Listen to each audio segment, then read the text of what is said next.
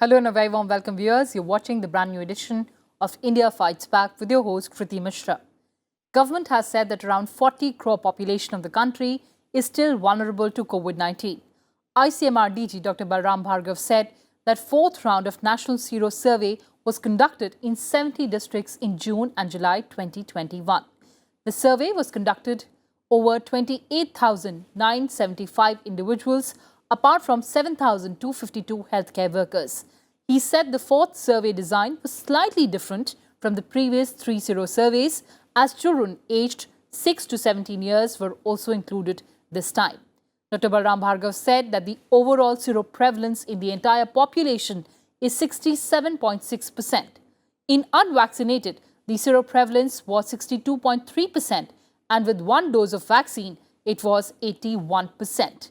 And for deeper insights on this, I'm joined by Dr. Manoj V. Murekar, Director, the National Institute of Epidemiology, Chennai, and Dr. Suryakant, Professor and Head, Respiratory Medicine, KGMU, Lucknow. Welcome to Sunset TV, both of you, and thank you so much for joining us. And Dr. Kant, coming to you first.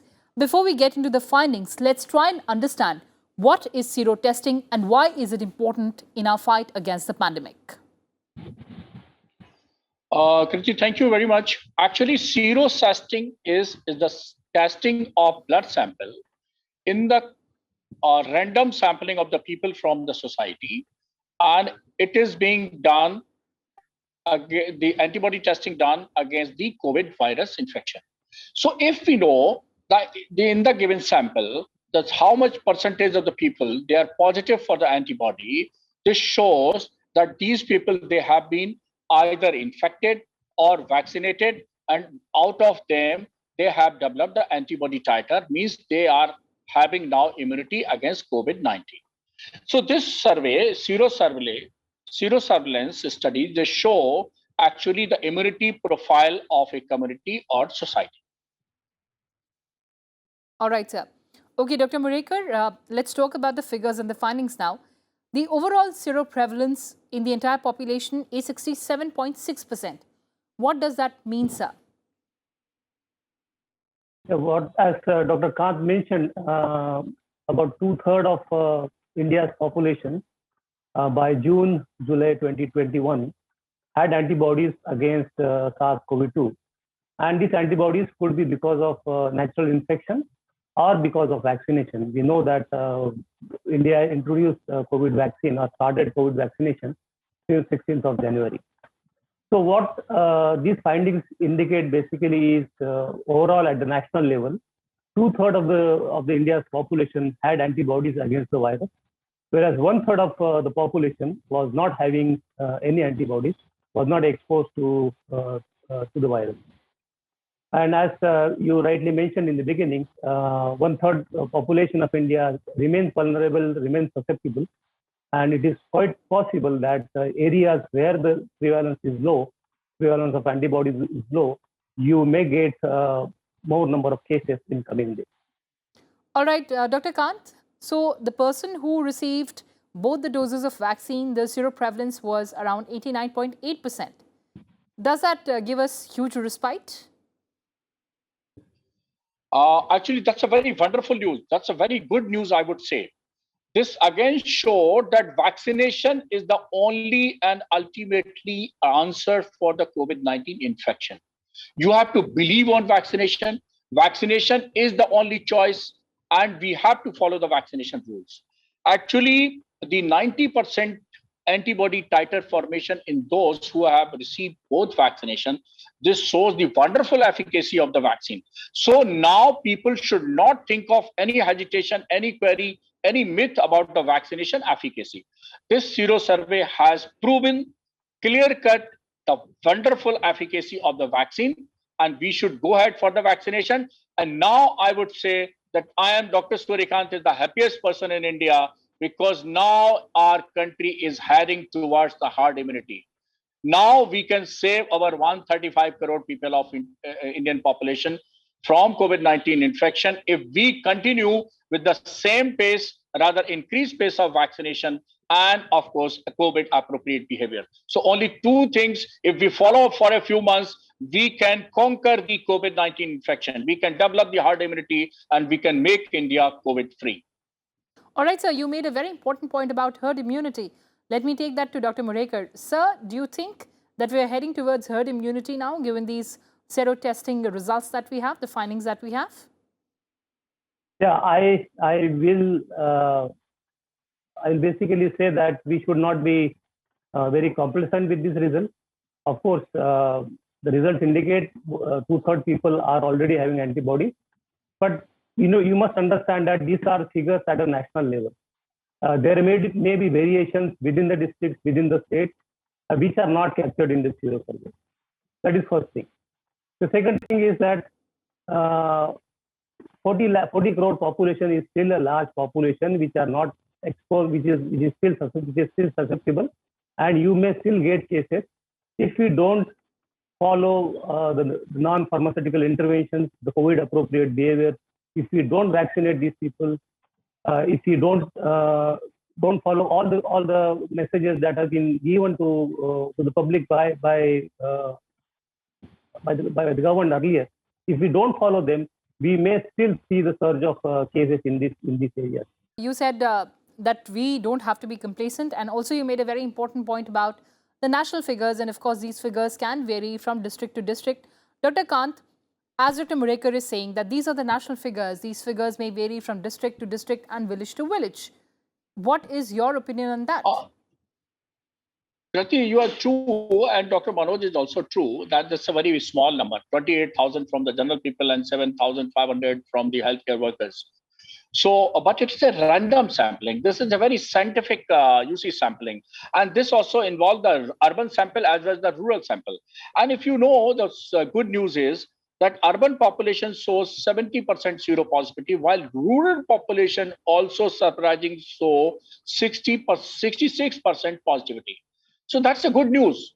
I think we have, if you read in between the lines, and if you can extrapolate this into the whole country, so I think, yes, this is a good news, I would say, but we should not be complacent. Yes, we should not be relaxed. We should continue to follow the COVID appropriate behavior, and we should continue to increase our vaccination pace till of course around 90 crore people they get vaccinated, which is required for the herd immunity. Till date, the 40 crore doses has been given, and we are still waiting for the 140 crore doses to be given. So of course target is of course too far, and we have to complete the target of vaccination of 180 crore doses. 40 crore has been given, and still 140 crore to be given. So I think with this, within 5-6 or months, with this 40-50 lakhs vaccination per day, we can complete this target, and of course we can achieve the target of herd immunity. All right, sir, you're talking about herd immunity. Of course, we've been hearing this since the strike of the pandemic. What is this elusive target that we're chasing? What is this herd immunity? How would you define that? Pardon, I couldn't get it. Sir, this elusive target of herd immunity, how would you define that? Okay. Yes, actually elusive. It is not elusive. It is very clear cut. Actually, 80% of population of any country, when it get vaccinated or it get immunity with the infection, anyways, if it get the 80% population which is getting the antibody formation, means immunity is there. So that is the herd immunity. So that is the chances are that yes, now the corona will not spread, because most of the people they are having immunity passport. Most of the people they are having antibody formation, and that's why they won't develop the disease and they won't be able to spread the disease. So that is the of course a concept behind the herd immunity, and I think this is the only thing which every part of the world is searching for. Of course, want to achieve. Yes. So India is also heading for the of course to get this achieved. To get and to achieve this target of herd immunity of 80%. Absolutely, sir. We are trying to achieve that target of herd immunity. But Dr. Morekar, given the fact that we are seeing various mutations and the variations in the virus, how difficult is this target to achieve? Yeah, I agree with your point that emergence of new variants can can totally defy the herd immunity thresholds that we are talking about. Because we have some examples from other countries where a very high level of seroprevalence was achieved. And when an immune escape variant arose, it caused a lot of breakthrough infection. It caused infections among people who were already infected. So therefore, but we also know that people who are infected, they have immunity lasting at least up to 1 year. So therefore, what we need to do, and we also have been doing is monitor the emergence of different variants in the country. And Government of India through INSACOG has established a surveillance for emergence of, or for monitoring emergence of VOCs, variants of concern. And that will tell us whether any new variant is arising, and especially if this new mutant is escaping already acquired immunity. As of now, we don't have to worry much, but we need to be careful. If a new variant arises which escapes immunity, it can cause a lot of infection. It can cause upset. All right, let me also get the perspective of Dr. Kant on this. Dr. Kant, since we're talking about the mutations and the variations, and there's also a worry of efficacy of vaccines on these new and emerging variants, how much is that a cause of concern for you? Of course, given the fact that these sero findings or the results of sero survey, they have come as a breather for us. Yes, Kirti. Actually, there is a concern of the new mutants, and that's why the mutants have been classified into two types: the mutants of interest and mutants of concerns. And the Delta virus is a mutant of concern. Till date, so many studies have come up now, recently published in Lancet also, that the current existing vaccines, they are efficacious against all existing mutants, including the Delta virus. So they are the mutants of concern, but the good news is that vaccines, they are working against these mutants. Number two, India also worried about these, of course, the type of mutants, new mutants coming up. So they have established so many genome sequencing lab centers in India. And in our Uttar Pradesh also, we have the first and only one lab of genome sequencing, that is our institute, King George Medical University, Lucknow. And in our center also, the sequencing results, early sequencing results shows that yes, our the genome sequencing in our profile, that is also not so much of serious in nature. So most of them, they are the Delta variant, and Delta variant studies have shown that all vaccines, all existing vaccines, including our Indian vaccines, they are efficacious against these mutants. All right, so that also comes as a big respite. But let's talk about another important finding of the sero survey. Dr. Morhekar, there's also this overall seroprevalence between men and women. There's also a difference in that. Among women it is 69.2%. How do you read this finding, sir? Yeah, if you see the overall seroprevalence, they were not statistically different between men and women. So, meaning that the exposure as well as vaccination is not different among by gender. But what is very important is the seroprevalence in children. About 60% of very young children, that is 6 to 10 years, and about 62 or 63% of children aged 10 to 17 years also had antibodies. And we knew that, or we know that the vaccination is not yet open for children in India. So it means that they had acquired these antibodies on account of natural infection. So these findings have important implications on the third wave, whether children will be affected more. But I feel that that because children also have about 60% of children have antibodies, and generally since infection is very low or very less severe in children, we may not really get many cases, or children will not be adversely affected during subsequent waves in the country. All right, sir, that is a very important segment that we're talking about. Dr. Kant, we really do not have any data right now or any evidence to suggest that third wave would impact children more. And with these sero findings coming in, what is your assessment of impact of the third wave, so-called third wave, that we are all very, very wary of on children? You see, with a word of caution that we should not have any laxity on the COVID appropriate behavior. With this starting note, I would say that I am very much confident that third wave will not be of as troublesome as second wave was, number one. Number two, my apprehension regarding children is very much clear. No apprehension, no tension, but there should be caution. No apprehension, no tension for children, but there should be caution. You see, very interesting serosurveillance data is that children from 6 to 17 years, their sample were also taken, and the antibody titer positivity is 61.6% for children 10 to 17 years and 57.2% between 6 to 9 years. From where this positivity came? This positivity came because of the natural infection. And if there was natural infection, probably children had cope up this natural infection because mortality in children were not higher in first wave as well as in second wave. So children has got innate immunity to fight against COVID-19, number one.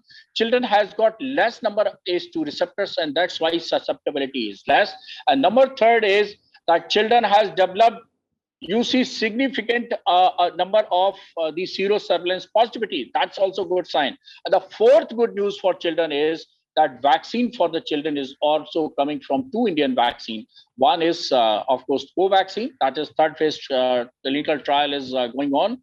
And of course, second is from the Zydus Cadila. So two vaccines are coming for the children. That's also good news. ACE2 receptors are less in number in comparison to the adults in children, and that's why COVID didn't find any receptor, and that's why it cannot enter and multiply inside the children. And third thing is the God-gifted innate immunity in the children.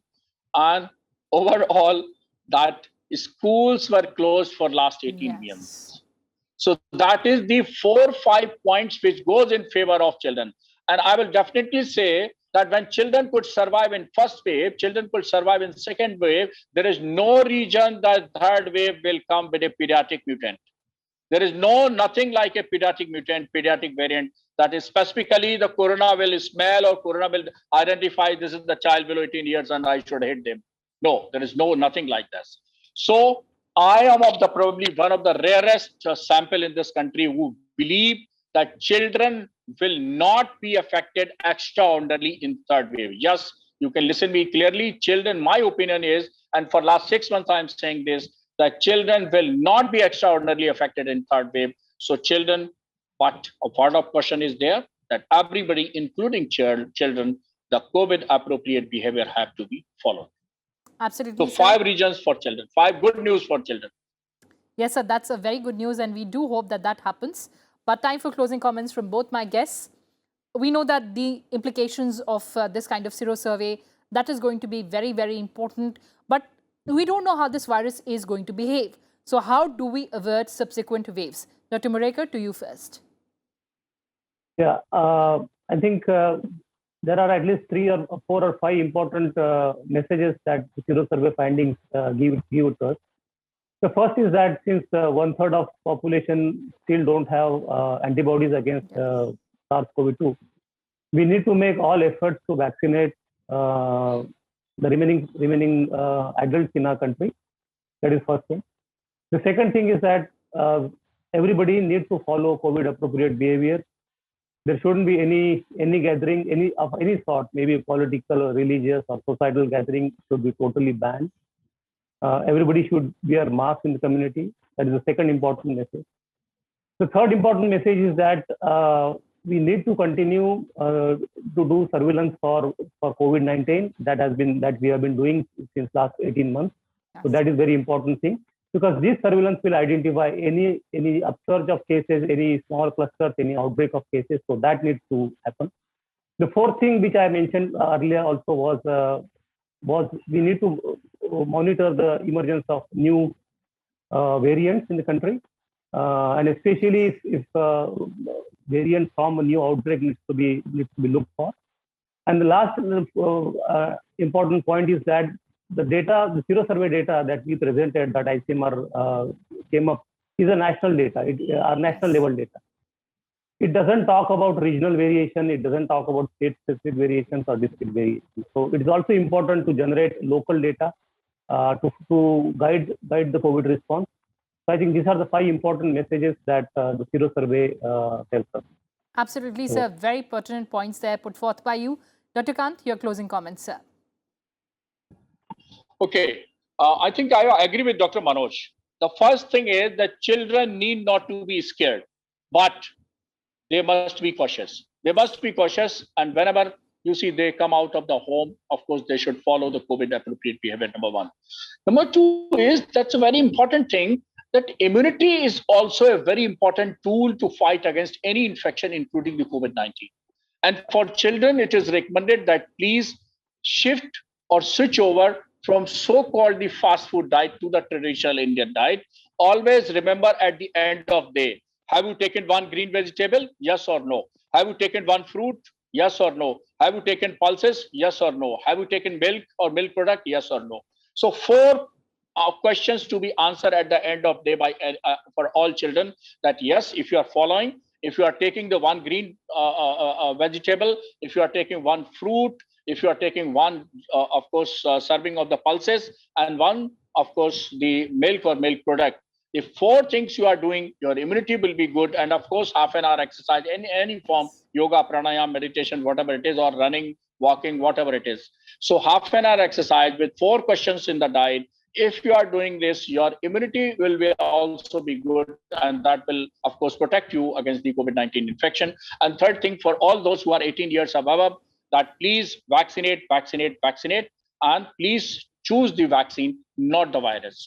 So do COVID appropriate behavior, vaccinate yourself, and children, let us wait, and let us, of course, wait for the trial of the 3rd phase of the result of the Covaxin for the pediatric group.